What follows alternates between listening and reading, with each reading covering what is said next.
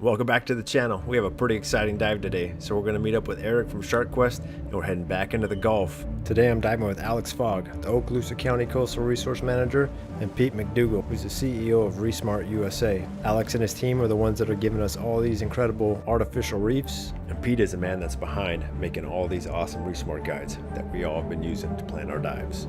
We're diving on two wrecks today, the Baskets Barge and the RMS Dolphin. Alright you guys, welcome back to Below the Surface. As you can see, we're descending on the Baskins Barge. This thing sits at about 140 feet of water, so our bottom time is pretty limited. What you're seeing in these clips is Pete and Alex both have dual GoPro mounts that they'll use to record the ship. Alex is going to take the deeper depths and Pete's going to stay a little bit more shallow. The goal of these dives is to try to record every bit of the ship that they can so that the program works. I have Pete with me today. We're going to find out exactly how he makes these 3D replicas and the cards that we all have on our dive boats. Alright Pete, thanks for coming on and answering some questions. First off, I just want to say that I'm truly grateful that you and Alex let me tag along with you guys so that I can make this video and we can show everybody the magic that you use to make these, or really the science and the algorithm that's behind getting all the data into the system so that I can generate a 3D replica that looks exactly like the actual shipwreck. So I guess we'll start out with, you know, the guides that I'm used to are, I don't know if you can see on the wall here, but the old plastic copy ones. Yeah. So that's where it all started, right? It was just the hard cards and...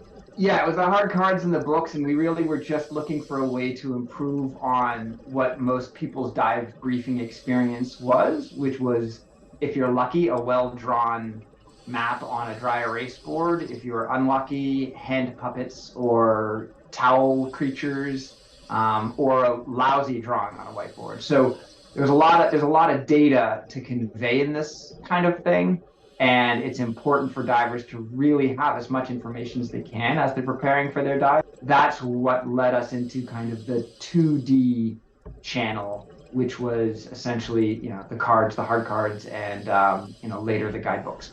So after the hard cards and the 2D models, you went into the 3D programming. Yeah, so we're constantly looking for ways to improve how we do things, both in terms of accuracy and efficiency. It was always a path through a 3D model.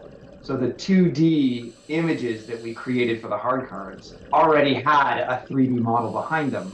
It really was a workflow shift and a refocus and a relearning on new software that allowed us to suddenly make the 3D models an asset, which then opened the door from, you know, what got us started, right, which was the making briefings better.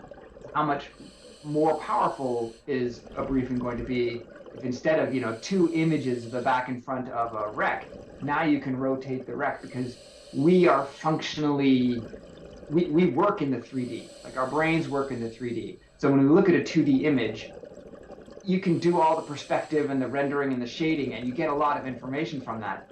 But it is really hard to understand just how the whole site fits together versus if you can spin it around, if you can manipulate it, if you can zoom in, if you can zoom out.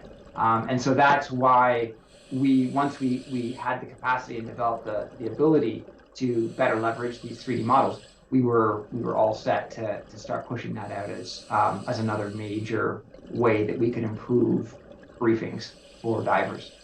So how many wrecks are you guys currently working on in Okaloosa County? Oh, currently, actively working on. We're on contract with the county to deliver 8. 8. Okay. So awesome. I've got data for 5 right now. As you know, the weather cut us short a little bit. Yeah. So I've got data for 5 right now. I'm trying to collect 3 more to round it out. Yep, that's awesome. So there's another one that was like 2 shipwrecks side by side. One was a sailboat, and the other one was the Brendan and Dylan. Yep. Part of the boatyard. So the distance between those boats is to scale and accurate. And you guys, how do you guys get the data to plug in to make sure that it's?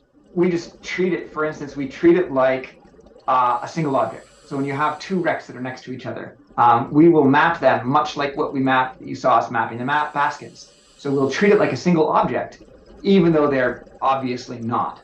And then we collect all that data. And that's the beauty of photogrammetry, is that it faithfully records the relative distance, size, and stuff like that it doesn't know whether or not the whole thing is 3 inches across or 300 feet across. It just knows that from a height to width point of view, the ratios are spot on. So what we then do is once we've collected all the data that we need, we'll take key measurements at depth, because depth is the easiest thing to get accurately and consistently. I mean, your depth gauge and my depth gauge may be off by a foot relative to each other, but if I'm taking a depth at the sand and then directly above it at the bow, I know that vertical distance to fairly accurate. And so with that, once I have the model set up, I can then go into the system, the software, and scale it so that that vertical distance also relative to the water above, so that we can get the sand and everything, like everything can be in scale based on those 2 reference points. We'll take the vertical measures so we can get the scale spot on, and then we'll take a couple of key measures at various points along the top of the wreck so that we can drop those measures down from a fixed reference point and make sure that the whole model is oriented properly. I definitely appreciate you taking the time to answer some of those questions. And thanks, Robin. I appreciate it. yeah, for sure. Hopefully I'll get a dive with you again here pretty soon. Yeah, definitely.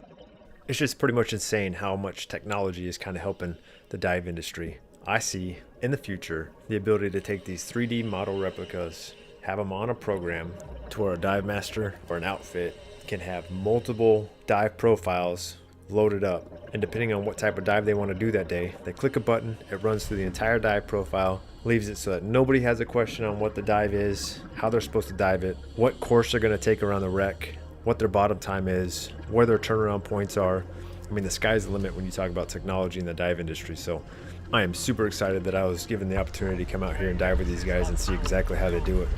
Thanks for letting me geek out with you guys for a little bit. We're back on the surface. Enjoy these spotted dolphins. Hopefully you guys enjoyed this video and it makes a little bit more sense on how these things are made. But they're pretty awesome. Make sure you guys check out the Reef Smart Guides website at reefsmartguides.com. Pick you up some cards, man. Look up Shark Quest and go diving. And as always, thanks for watching. Don't forget, hit the like, hit the subscribe. See you guys in the next one.